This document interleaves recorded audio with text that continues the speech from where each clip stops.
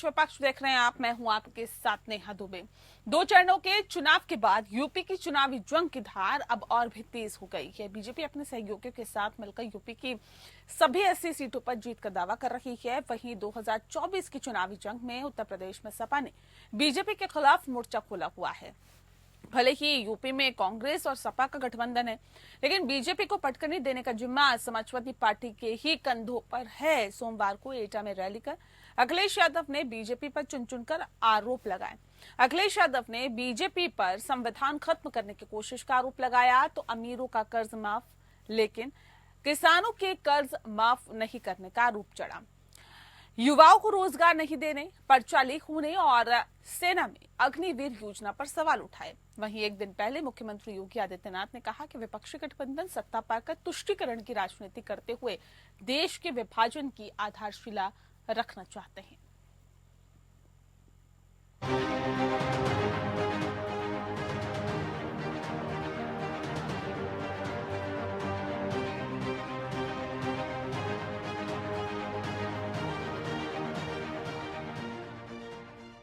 UP के पूर्व मुख्यमंत्री और बीजेपी के दिग्गज नेता रहे कल्याण सिंह के गढ़ एटा में सोमवार को सपा अध्यक्ष और यूपी के पूर्व सीएम अखिलेश यादव ने हुंकार भरी। एटा में अखिलेश यादव ने बीजेपी पर चुन कर आरोप लगाए। अखिलेश यादव ने बीजेपी पर संविधान समाप्त करने की कोशिश का आरोप लगाया तो अमीरों का कर्ज माफ, लेकिन किसानों के कर्ज माफ नहीं करने का आरोप चढ़ा। युवाओं को रोजगार नहीं देना, पर्चा लीक होने और सेना में अग्निवीर योजना पर सवाल उठाए। अखिलेश ने कहा कि इंडिया गठबंधन की सरकार बनेगी तो अग्निवीर व्यवस्था समाप्त कर दी जाएगी। बताओ, बीजेपी के नेता आए यहाँ पर, किसी ने नौकरी के बारे में बात की? बताओ, न पेपर लीक के बारे में बात की और न आरक्षण देने की बात की और न इतना बड़ा पावर प्लांट है जो चालू हो जाता तो शायद बिजली सस्ती मिलती। बताओ, चालू हो गया क्या? ये चुनाव हमारा आपके भविष्य का तो है ही है, आने वाली पीढ़ी के भी भविष्य का है। क्योंकि अगर ये सत्ता में आ गए तो ये संविधान बदल देंगे। देश की रक्षा करता है, बल्कि अपने घर का सामाजिक स्तर भी बेहतर कर देता है। उसके आने वाली पीढ़ी पढ़ लिख लेती है। इसलिए जानबूझ करके इन्होंने पक्की नौकरी को रोकने का काम किया है। फौज की पहले जैसे भर्ती होती थी वो बंद कर दी और ये जो अग्निवीर व्यवस्था लेकर के आए हैं, मैं अपने नौजवानों से कहना चाहता हूं और फौज के लोगों से जो रिटायर हैं उनको तो सम्मान मिलता है, पेंशन मिलती है, सब कुछ। इंडिया गठबंधन की सरकार बनेगी तो ये अग्निवीर जैसी नौकरी समाप्त कर करके पहले जैसी भर्ती शुरू कराने का काम करेंगे। इससे पहले रविवार को यूपी के आंवला में मुख्यमंत्री योगी आदित्यनाथ ने अपने चिर परिचित अंदाज में विपक्षियों पर तीखे वार किए। राष्ट्रवाद के मुद्दे पर सपा, बसपा और कांग्रेस को घेरा। देश की सुरक्षा, विकास, सुशासन सहित अन्य उपलब्धियां भी गिनाई। आंवला में मुख्यमंत्री योगी आदित्यनाथ ने कहा कि विपक्षी गठबंधन सत्ता पाकर तुष्टीकरण की राजनीति करते हुए देश के विभाजन की आधारशिला रखना चाहते हैं।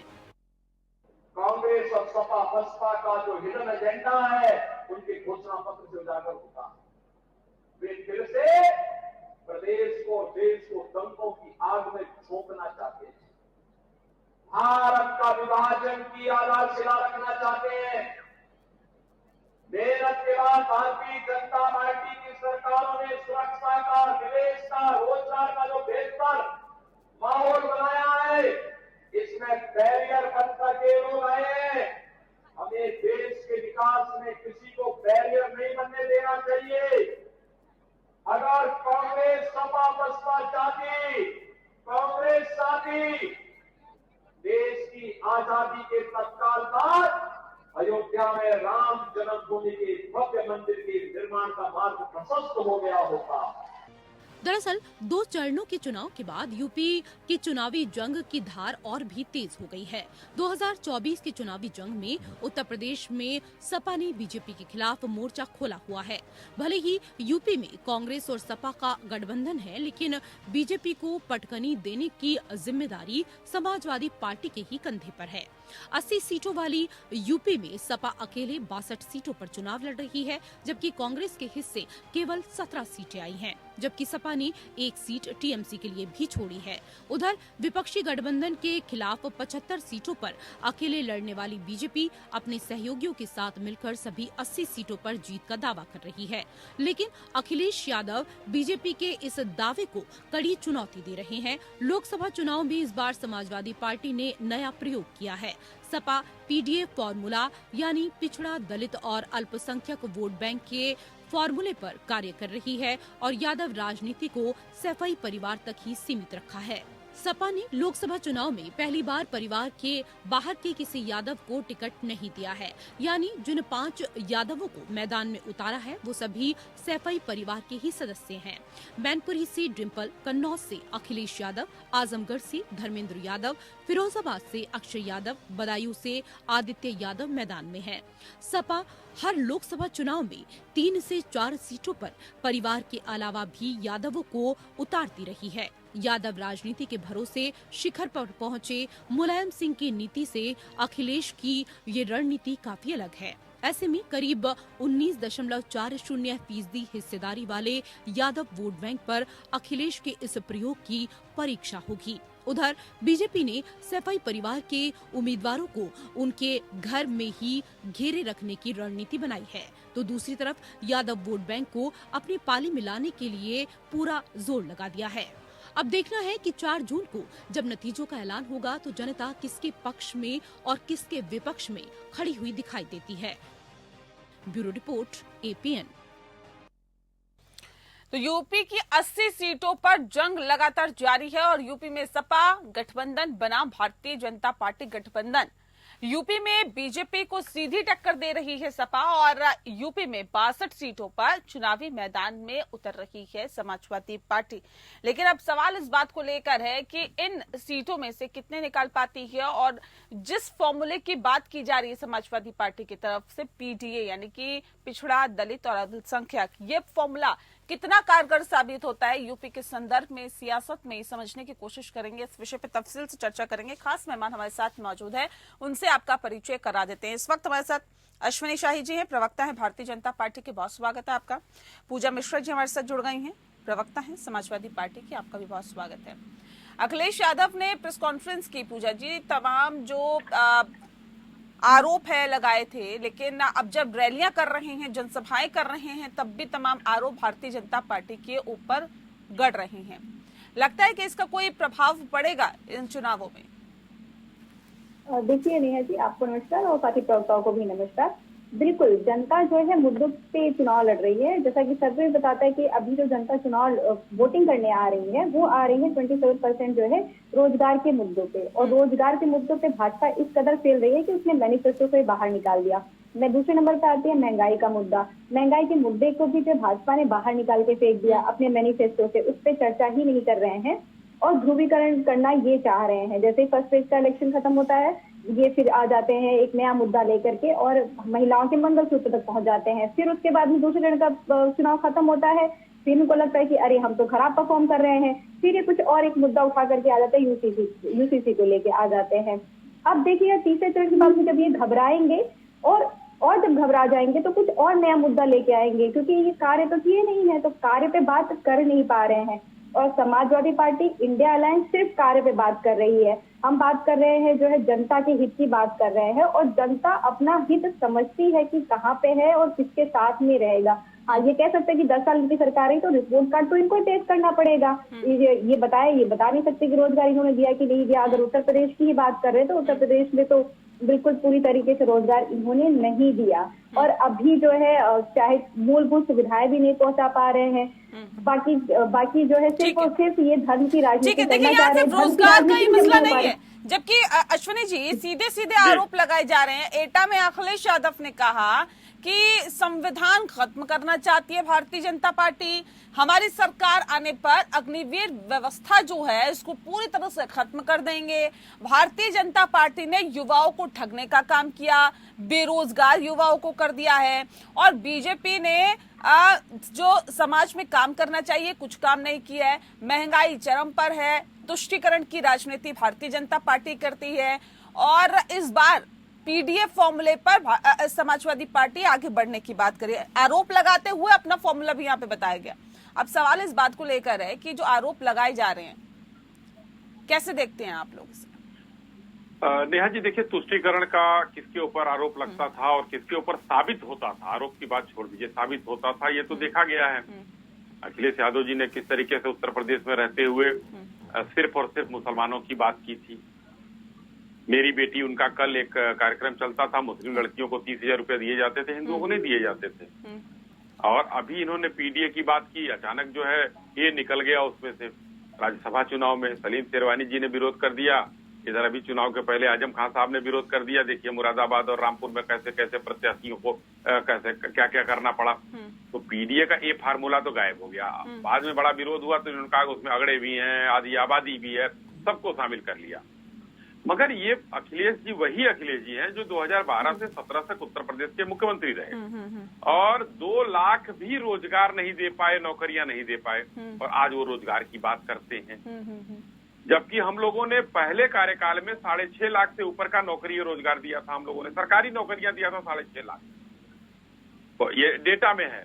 बाकी 1 डिस्ट्रिक्ट 1 प्रोडक्ट, ये तो 1 डिस्ट्रिक्ट 1 माफिया पैदा करते थे। हम प्रोडक्ट की बात कह रहे हैं आप संविधान बदलना चाहते हैं। हाँ, मैं वही आ रहा हूं। हम आएंगे तो अग्निवीर व्यवस्था को बंद करेंगे, इसको खत्म करेंगे।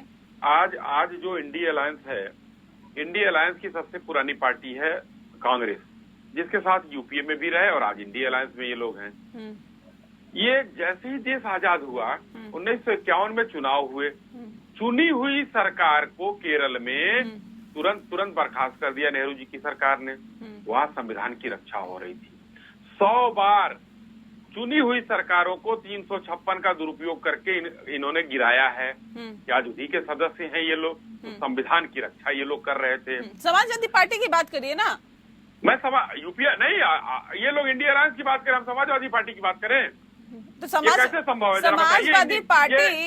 समाजवादी पार्टी खुद तमाम सीटों पे चुनाव लड़ रही है। ये बाकी तो सब छोटे गठबंधन है, छोटी पार्टियां इनके सामने। नहीं, ये कहना कि उत्तर प्रदेश के संदर्भ में इंडिया अलायंस में ये है या नहीं है, ये बताइए जरा नेहा जी हमको। तो केरल क्यों पहुंच जाते? उत्तर प्रदेश की बात करिए ना।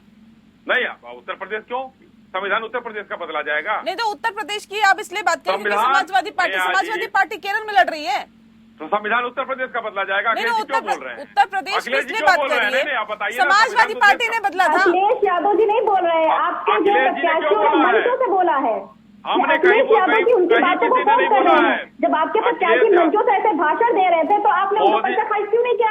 आपने क्यों नहीं उनको टिकट काट दिया? कि ऐसे भाषण कैसे दिए जा रहे हैं कि आप संविधान बदल देंगे? बाबा साहब का संविधान, इसमें 200 लोगों से अधिक बैठ करके मंथन करने के बाद में संविधान बना, जिससे हमारा देश चलता है। जब कैसे हो पाएगी सर? कैसे हो पाएगी? दोनों प्रत्याशी भरी सभा में ऐसा भाषण देते हैं तब आप उनको कुछ नहीं कहते। अपनी आपत्ति कौन सा दर्ज कराएगा? उसी बात को नहीं चिल्लवा लीजिए। नहीं चिल्वा क्या लीजिए, नहीं ऐसे नहीं होगा ना, तर्क पे ही बात होगी ना।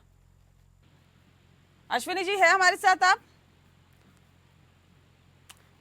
हैरानी की बात है कि जब तर्क नहीं होता, जब कुतर्क इंसान करने लग जाता है या नेता कुतर्क करने लग जाते हैं और उसके बाद करते करते यह स्थिति आ जाती है कि डिबेट छोड़ के ही चले जाते हैं। बहरहाल मुद्दा यही है। पूजा जी, अब सवाल इस बात को लेकर है, जब आप पीडीए पर आगे बढ़ने की बात करते हैं तो ये पीडीए पर कैसे आप अमल कर रहे हैं, इसको थोड़ा सा समझाइए।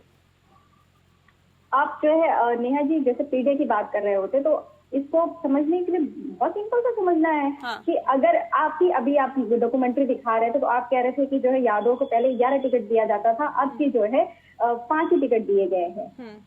और उसके अलावा जो टिकट वितरण हुआ है वो सर्व समाज में हुआ है। सारे समाज को लेके टिकट वितरण करते वक्त ये शो किया गया हुआ है पूरे अच्छे तरीके से कि हमारा जो मुद्दा है वो कितना क्लियर है। हमने अगड़ों को भी टिकट दिया हुआ है, ब्राह्मणों को हमने 5 टिकट दिया हुआ है, ठाकुरों को 4 टिकट दिया हुआ है। तो आप देखिए हमने सबको समावेश कर रखा, हमने महिलाओं को भी टिकट दिया हुआ है। हाँ, ये कह सकते हैं कि 33% नहीं था, पर 20% हमने महिलाओं को भी टिकट दिया हुआ है। तो हम पूरे समाज को लेके आगे बढ़ रहे हैं, मुद्दों को लेके आगे बढ़ रहे हैं। जैसे कि वो शाही जी क्यों चले गए, क्योंकि उनके ही प्रत्याशियों ने भाषण दिया था, मंचों से भाषण दिया था। हम ये नहीं कह रहे थे कि जो संविधान बदल दिया जाएगा। लोकतंत्र की हत्या आपने चंडीगढ़ में पूरे खुली आंखों से देखा। ये संसद में से पूरे शासक को निकाल करके तब जो है लोग पास कर देते हैं। शासन की बात क्यों नहीं कर रहे, अपने कार्यकाल की बात क्यों नहीं कर रहे? आप ये क्यों बता रहे हैं कि देखिए मौजूदा सरकार ने ये किया नहीं किया? चलिए एक अच्छी बात है अगर आप बता रहे हैं, जनता तक ये पहुंचा रहे हैं, लेकिन अपने शासनकाल की याद नहीं दिलाएंगे क्या? बात भी करते हैं। जो इकाना स्टेडियम में अभी जो है सब जाके क्रिकेट का एंजॉयमेंट ले रहे हैं। आपको भी पता है कि जो है वो समाजवादी कार्यकाल का कार्य है।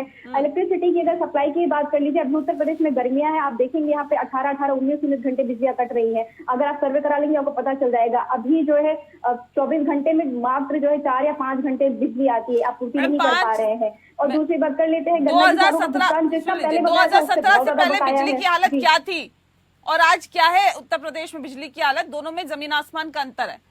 पूजा जी, अगर आपको नहीं पता तो गांव देहात जो है अलग अलग जगह जाके आप बात करिए, मैं गांव देहात से ही आती हूँ। मैं जहाँ पे हूँ यहाँ पे जो है कल से बिल्कुल बिजली नहीं, परसों भी नहीं थी और बिल्कुल नहीं रह रही है। अब मैं जो है अभी मैं आपको बताती हूँ, हवेलिया झूसी में हूँ प्रयागराज में, और मैं अपने गाँव के भी नाम बता सकती हूँ। मैं बिल्कुल गाँव काउंट करा दूँ जहाँ पे बिजलियां नहीं रह रही है। और मैं भी फिर जब घर जाऊंगी गांव पे अपने, वहां पे बिजली नहीं है, हमें पता है। आप देखिए, ये हो सकता है कि उन किताबों में दिखा दे रहे हो, आंकड़ों में दिखा दे रहे हो, आप बिजली पूर्ति कर रहे हैं, पर नहीं मिल रहा है हमें। हम यहाँ पे हैं। मैं ऐसा नहीं कह रही हूँ कि जो है 2017 में चुनाव में जीतने के बाद 2022 में ऐसे जीत गए क्या? 2022 में ऐसे जीत गए क्या? नहीं, अगर जनता का जनादेश आया, जनता को लगा कि हाँ सरकार बदलने की जरूरत है, या फिर उन्होंने 17 में सरकार बदला, इनको लगा कि देखिए पहली बार जब सरकार आती है 5 साल जब वर्क करती है, कोई भी सरकार रहे, तो उसके कुछ कार्य अगर नहीं हुए रहते तो जनता यूं ही माफ कर देते कि हाँ हो सकता है कि 5 साल में इनको मौका नहीं लगा, योजनाएं उस तरीके से कार्य करके दिख नहीं पाई, तो वो हटा देते हैं। वो हटाते नहीं, फिर वो आपको लेके आते हैं। फिर आप जब दोबारा परफॉर्मेंस खराब करेंगे कि तब जाके जो है जनता आपको हटाएगी। आप चाहे इनका सेंट्रल में गवर्नमेंट देख लीजिएगा, जब 5 साल रहे, 5 साल ये बेरोजगारी का मुद्दा नहीं सॉर्ट आउट कर पाए थे, महंगाई का मुद्दा सॉर्ट आउट नहीं कर पाए थे, तो इन्होंने 2019 में उसको लेके आए, मैनिफेस्टो में रखा, तो जनता को लगा कि हाँ हो सकता है। ये नहीं हो पाया कार्य, 5 साल में होना मुश्किल है। अगर आप जनता के बीच में जाओगे तो जनता भी ये कहती है कि हाँ 5 साल में कोई कार्य होना बहुत मुश्किल है। तो फिर जब उनको जनता दोबारा लेके आई तो ये मुद्दे अभी भी वैसे के वैसे हैं, पर इनके मैनिफेस्टो से बाहर हो गया। जनता इसलिए जो है इनको वोट नहीं करेगी। और अगर समाजवादी पार्टी की कार्य की बात करें तो समाज चाहे यहाँ पे हाईटेक करना हो, डायल 100 को 10-90 जो महिलाओं के लिए निकाली गई तो उसको हाईटेक करके निकाला। परिवारवाद से कैसे निकलेगी समाजवादी पार्टी? समाजवादी पार्टी ने ही बनाया, समाजवादी पार्टी ने ही बनाया, मुझे बताइए 10 में चले जा रही है। पूजा जी, परिवारवाद से कैसे छुटकारा पाएगी समाजवादी पार्टी? क्योंकि बार बार भारतीय जनता पार्टी की तरफ से परिवारवाद पर ही तंज कसा जाता है। और ऐसा नहीं है कि इस बार आपने परिवार के सदस्यों को टिकट नहीं दिया, इस बार भी आपने दिया। बिल्कुल। तो आप देखिए नेहा जी, पता नहीं इनका परिवारवाद कैसा होता है। बीसीसीआई के अध्यक्ष कौन है अभी वर्तमान में? अमित शाह के बेटे हैं। आप बताइए क्या इन्होंने जो है राजनाथ सिंह के बेटे को एमएलए का टिकट नहीं दिया? कि या ये फिर जो है नहीं देंगे? अभी ये फिर जो है आप चाहे पीयूष गोयल को देख लीजिए, इनके परिवारवाद है। संजय निषाद के बेटे को टिकट देंगे। अब जो है माननीय प्रधानमंत्री के बेटे नहीं है तो कैसे उनको टिकट मिलेगा? माननीय मुख्यमंत्री उत्तर प्रदेश के बेटे नहीं तो उनको टिकट कैसे मिलेगा? परिवारवाद बीसीसीआई के अध्यक्ष बना दिएगा, वो कौन सी जनता से चुन के गए हुए हैं? समाजवादी पार्टी लोकतांत्रिक व्यवस्था है और उसमें जो है अपने प्रत्याशी घोषित करती है, जनता इलेक्ट करती है तो वो सदन में जाते हैं। अगर जनता नकार देती है तो वो सदन में नहीं जाते हैं। ऐसा नहीं कि समाजवादी पार्टी किसी को उठा के कहीं पे बैठा दे रही है। जनता जब इलेक्ट कर रही है तब वो जाते हैं। ये दूसरी पार्टी के लिए कहेंगे कि उन्हीं का जो है चलता चला रहा है कि ये परिवार इसको दे दिया, इसको दे दिया, और खुद जो कर रहे होते हैं उसको देखते ही नहीं है। वो कहते अब इनकी पार्टी बड़ी है, पूरे देश में है। अगर समाजवादी पार्टी के साथ कंपेयर किया जाए तो ये बड़ा परिवारवाद करते हैं कि हाँ ये एक परिवार इधर, 2 परिवार उधर, 3 परिवार उधर, इस तरीके से करते हैं। जी नहीं तो एक दूसरा नैरेटिव ये भी है कि समाजवादी पार्टी या इंडिया अलायंस को जिताया जाएगा जनता के जरिए तो क्राइम जो है उसमें बढ़ोतरी होगी। एनसीआरबी की रिपोर्ट तो ये नहीं कहती है। क्या कहती है? एनसीआरबी का डाटा कहता है कि उत्तर प्रदेश में क्राइम बढ़ा हुआ है पहले के कंपेरिजन में, और 4% बढ़ोतरी हुई है। लेकिन लोग तो ये भी कहते हैं ना कि पहले तो एफआईआर ही दर्ज नहीं होती थी, पहले तो एफआईआर ही दर्ज नहीं होती थी। एनसीआरबी की रिपोर्ट किस आधार पर तैयार होती है? तो ये तो फिर तो कोई विडंबना कर लिया जाएगा कि जो है अब एनसीआरबी का रिपोर्ट कह रहा है तो अब उसको नहीं किया, एफआईआर दर्ज नहीं होती थी। किसी की चीज की साक्ष्य होनी चाहिए, एफआईआर दर्ज होती रही, अगर एफआईआर दर्ज नहीं होती रही तो फिर आज जो है जिनको कहते रहे कि हाँ माफिया कह लीजिए, कुछ भी कह लीजिए, वो तो जेल में कैसे गए? ऐसा तो है नहीं इनकी सरकार आई तभी जेल में आ गए, या इनकी सरकार आई तभी उन पे एफआईआर दर्ज हुए। एफआईआर दर्ज हुए थे, इसके पहले भी केसेस जाते रहे, वो जेल में गए रहे हैं, उसके बाद में जो है आप आए हो। ये तो लॉ का ऑर्डर है, लॉ को फॉलो करते हुए जो है संविधान को फॉलो करते हुए चीजें चलती रही हैं। तो अभी आपके कार्यकाल में जो क्राइम बढ़ा हुआ है आप उसकी चर्चा नहीं कर रहे हो। लोकतंत्र की हत्या हम कहते हैं क्योंकि फेक एनकाउंटर जो में उत्तर प्रदेश टॉप पे है, और जो है कस्टोडियल डेथ में गुजरात टॉप पे है, सेकंड नंबर पे यूपी आ रहा है। अच्छा, एक सवाल का जवाब और दीजिए। आप है। लोग बार बार कह रहे हैं कि देखिए भारतीय जनता पार्टी तुष्टीकरण की राजनीति कर रही है, तो क्या समाजवादी पार्टी ने नहीं की? बिल्कुल नहीं। समाजवादी पार्टी ने कब कहा कि जो है महिलाओं किसी भी समुदाय को लेकर कब जो है चर्चा की? माननीय आज की बात थोड़ी ना, कार से पे गोली कब चलाई गई थी? आज की बात नहीं कर रही हूँ मैं तो ये मुलायम सिंह की जो है बात करेंगे, आप बिल्कुल बहुत बैक में चले जाएंगे तो मैं इस पर डिस्कशन नहीं करूंगी। नहीं, क्यों नहीं कर पाएंगे आप? अभी वर्तमान की बात करूंगी मैं। 2024 क्यों वर्तमान की बात क्यों? आपकी पार्टी से जुड़ा हुआ मसला है, चाहे भूतकाल की बात करें, चाहे भविष्य काल की बात करें, चाहे वर्तमान काल की बात करें। फिर नेहा जी गोधरा कांड की भी बात होगी ना, फिर मणिपुर की पहले रिसेंट की बात भी होगी ना, उत्तर प्रदेश के संदर्भ में बात करिए ना, की भी बात होगी ना, फिर कारतूस की भी बात होगी ना, फिर क्यों सिर्फ जो है उसकी बात होगी? मैं तुष्टीकरण की राजनीति की बात कर रही हूँ, मैं हिंदू मुस्लिम की राजनीति की बात कर रही हूँ, मैं कार से पे गोली चलाने की बात कर रही हूँ। चाहे वो गुजरात में हुए हो, चाहे वो मणिपुर में हुए हो, चाहे वो उत्तर प्रदेश में हुए, जितने दंगे पे सब दंगों पर ये तो अपने कारनामों पे पर्दा डालने वाली बात हो गई कि देखिए हम इसका जवाब नहीं देंगे, हम तो बात उसकी करेंगे। देखिए उसकी बात करिएगा ना, करिएगा आप, मैं मना नहीं कर रही हूँ, लेकिन इस पे जवाब दीजिए ना। समाजवादी पार्टी के राष्ट्रीय अध्यक्ष माननीय श्री अखिलेश यादव जी ने कभी भी तुष्टीकरण की राजनीति नहीं की हुई है। अगर वो भाषण दे रहे होते, आप देखिए इकलौते नेता हैं जिनका जो विवादित भाषण नहीं होता है। जितने भी नेता जो भाषण दे रहे होते, चाहे वो आपके देश के प्रधानमंत्री हो, चाहे उत्तर प्रदेश के वर्तमान मुख्यमंत्री हो, किसी भी उठा के देख लीजिएगा, माननीय राष्ट्रीय अध्यक्ष श्री अखिलेश यादव जी इकलौते ऐसे नेता मिलेंगे जिनका आपको कोई बहुत ऐसा नहीं मिलेगा कि भाषण पे कोई विवाद हो, विवादित कोई भाषण दिया, वो नहीं देते हैं। वो जो है सर्व समाज की बात करते हुए आगे बढ़ते हैं और सर्व समाज के लिए ही लड़ रहे होते हैं। जी ठीक है, चलिए बहुत शुक्रिया आपका पूजा जी, आप हमारे साथ जुड़ी। लेकिन जाहिर तौर पर सवाल कई है, ऐसे में सवाल ये भी है कि क्या समाजवादी पार्टी ने कभी तुष्टीकरण की राजनीति नहीं की? क्या कभी हिंदू मुस्लिम नहीं किया? और आखिर अगर किया है तो फिर इस तरह के सवाल दूसरी पार्टियों पे क्यों उठाए जा रहे हैं कि वो भारतीय जनता पार्टी जो है वो तुष्टीकरण की राजनीति करती है? पक्ष पे फिलहाल के लिए इतना ही। नमस्कार।